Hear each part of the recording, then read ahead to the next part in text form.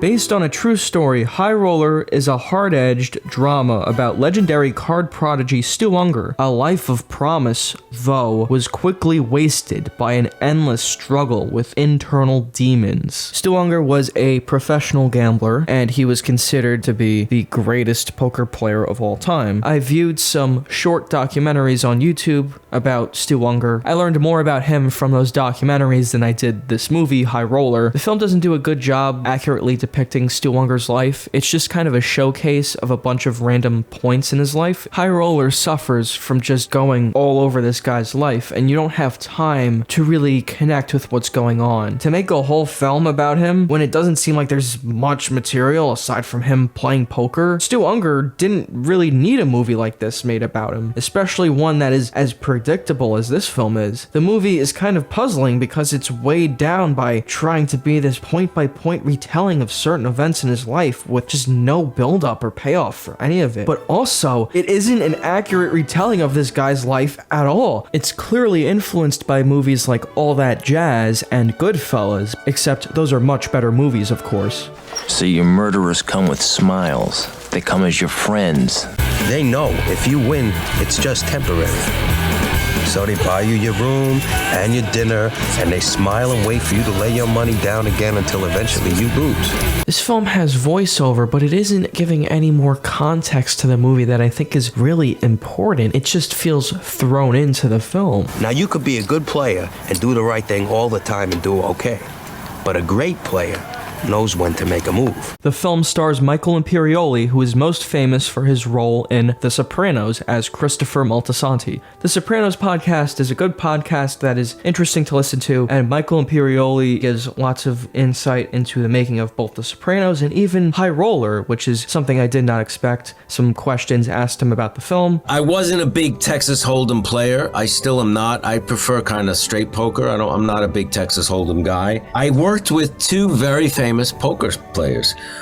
Doyle Brunson, who's maybe the famous poker player, and a guy named Chip Reese, who passed away a while back. I went to Chip Reese's house in Las Vegas, and him and Doyle Brunson were there, and they knew Stewie. That was one of the reasons I met them. They played with him, they were friends with him, they gambled with him. You did a great job, Stu Ungar. The movie should have did better than what it is, and they had the film festival, and remember they rejected it. I think it was, I forget what it was called, the Las Vegas Film Festival, and it was rejected for some reason. They played it twice and they packed the theater. But for some reason, it wasn't. I don't know why that is. I don't know.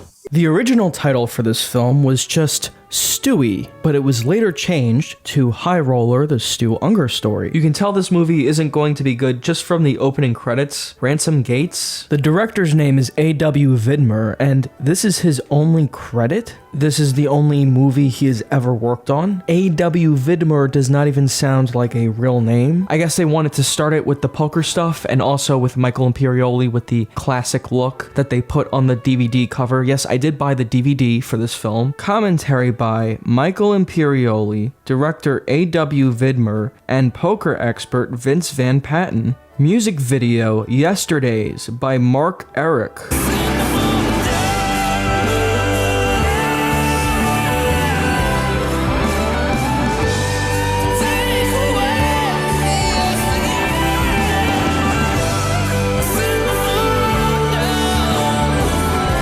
And I was living at the Hard Rock Hotel for a month, which I went pretty insane.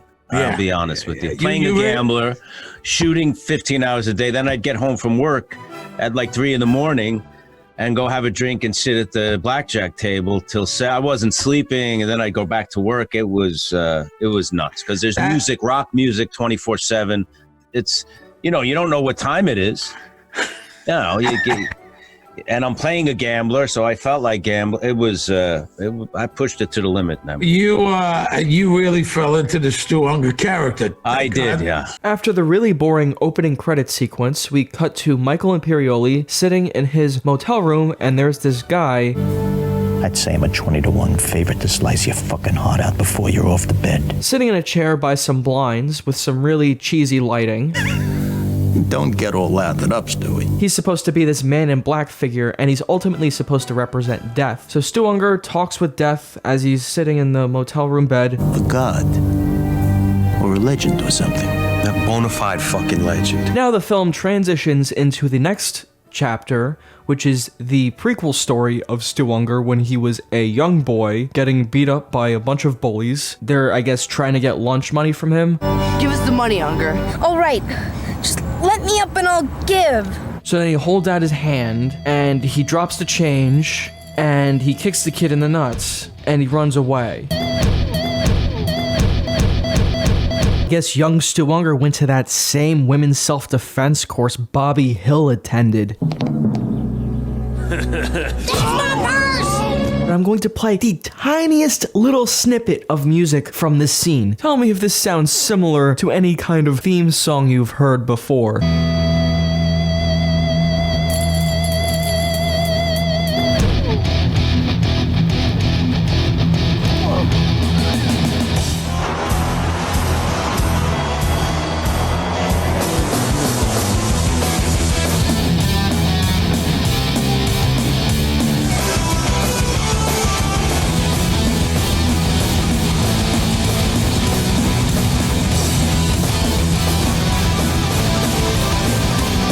The editor must have been a really big fan of Power Rangers to just drop the Power Rangers theme into the movie like that. And then he runs to his dad at work. No. It's okay. It's okay. Yeah, it's okay. It's okay. You mean that move we talked about?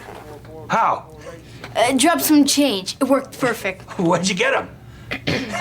That's like the code for I hit him in the nuts. He like looks down and goes, and gives a little cough. Hey, Sally, Stewie got that fat-ass bully Scheinberg kid right in the tchotchkes. The tchotchkes? And why would the dad be so proud of his son for hitting another kid in the tchotchkes that he would tell his coworker? And then the guy looks over and he says, congratulations. Tchotchkes. Congratulations. I love it. Oh, beautiful. That's it, kid. That's how you're gonna do it. You're smarter than all of them. You don't have to be big when you're smart, right? Hey, Stewie. This was special. You come into my office and tell me you hit another kid in the tchotchkes. This was special. What does he do next? Tell the guy on the phone that his son hit some other kid in the tchotchkes? My kid. He just kicked the Scheinberg kid in the balls. The Ungar family is on vacation. For some reason, the director is in this scene. Then young Stu Ungar is given money at his bar mitzvah. Then there's this awkward cutaway to Stu Ungar getting slapped by his dad because he's using the money to play poker that happens off screen. I'm sorry, Pop. I didn't mean. You didn't mean? You didn't mean? Let me tell you what I mean. From now on, no more club, no more cards, no more track, no more nothing. You understand? Vincent wants me to. They're trying to establish the fact that Stu Ungar was abused as a kid, I guess. Then they develop that Stu Ungar has this kind of older mentor father figure called Vincent, who's much nicer to him. They have one scene before they cut back to the Ungar household, and the mom is watching TV with this really awful lighting, and the dad is drinking. They all of a sudden establish the fact that he's an alcoholic. No, Pop. I don't. Oh, you don't want us. You're talking crazy, Pop. And the thing about it is, it's my fault. I brought you down there.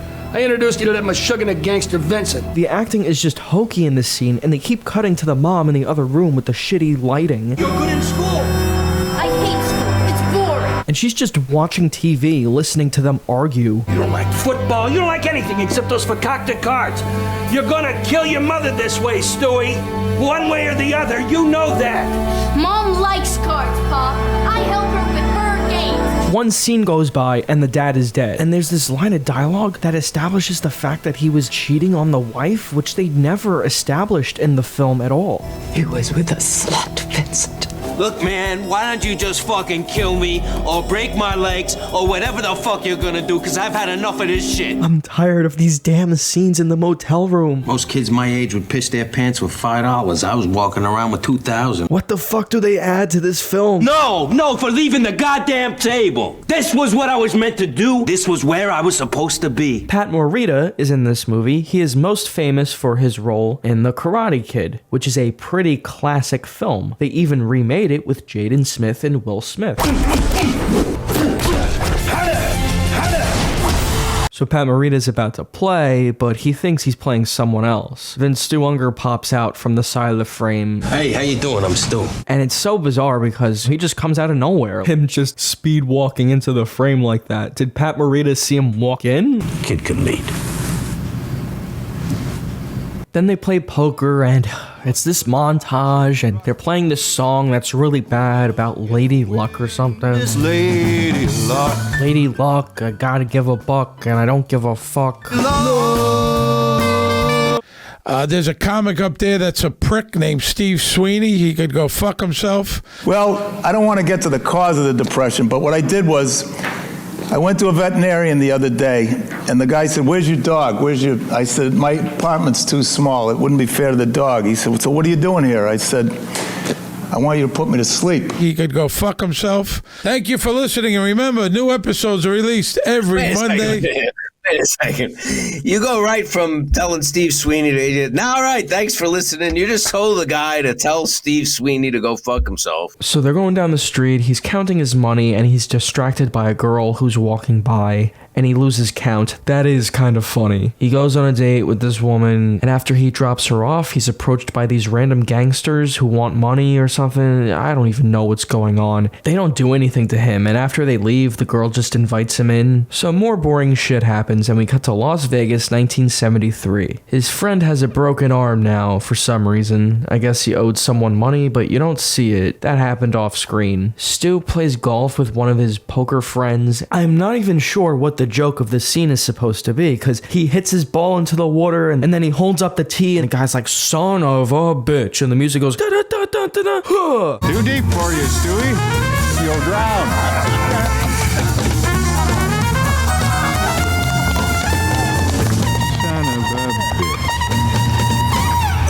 So he's the worst, right? This is what funny scenes in movies do.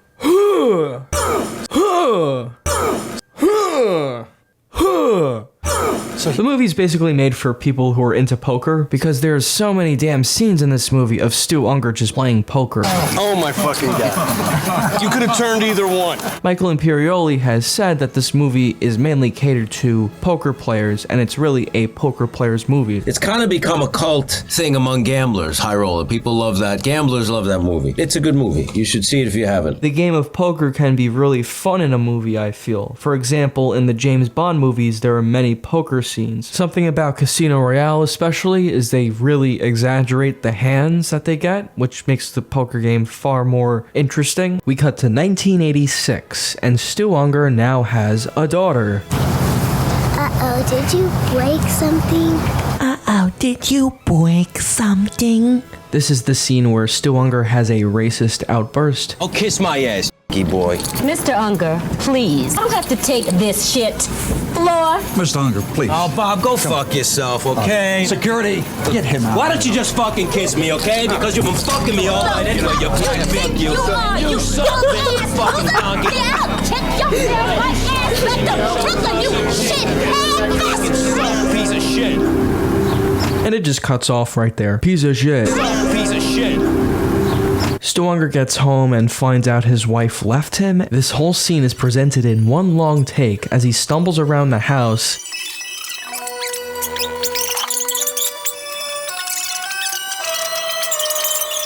And then for 10 minutes or so, nothing happens in the movie. It's good. No shit. It's really good. It is, isn't it? Pat Morita appears for one more short scene. Oh, love the glasses. Then in the next scene, Stu Ungar is reunited with his daughter, who is in her 20s now. Daddy? You okay? Yeah. They had one scene together 15 minutes ago, and she was like a 5-year-old. And that's the end of the movie. They play some sad music.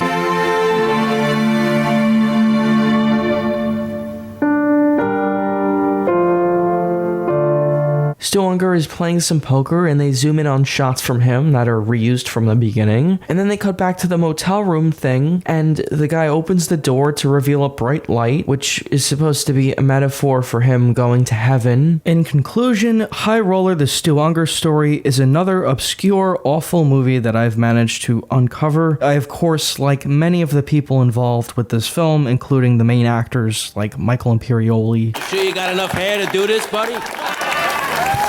Amateurish, inaccurate, inauthentic. It feels incomplete. It's incoherent. Any other in you can think of.